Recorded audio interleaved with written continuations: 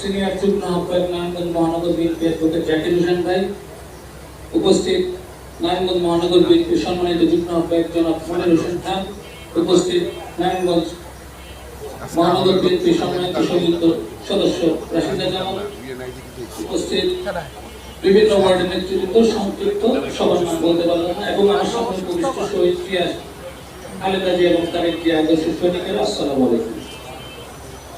বেশি কথা বলার নাই। রং পাল্টিয়ে এখন যারা বিএনপি হওয়ার চেষ্টা করছে তারা সাবধান। আপনারা যারা দীর্ঘদিন কষ্ট করেছেন, রাজপথে ছিলেন, আন্দোলন সংগ্রাম করেছেন, তাদের মধ্য থেকে আমাদের সদস্য ফর্ম বিতরণ করা হবে। যারা দীর্ঘদিন জাতীয় পার্টি মার্কা, লাঙ্গল মার্কা, নৌকা মার্কা, আওয়ামী লীগ মার্কা, বিএনপি করেছেন, যারা বিভিন্ন সময় বিভিন্ন রকম সুযোগ সুবিধা, অন্যায় সুযোগ সুবিধা নিয়ে ঘরে বসে থেকেছেন, আমরা কোনো প্রোগ্রামে খবর দিলে বলেছেন আমার মার অসুখ, বাবা মারা গেছে, অমুক হয়েছে, তমুক হয়েছে, এরকম যারা করে আমাদের প্রোগ্রামগুলিতে আসেন নাই, এখন আবার অনেকে সক্রিয় হওয়ার চেষ্টা করছেন। আসেন, সাবধান, লাইন ধরেন, পরে আসেন।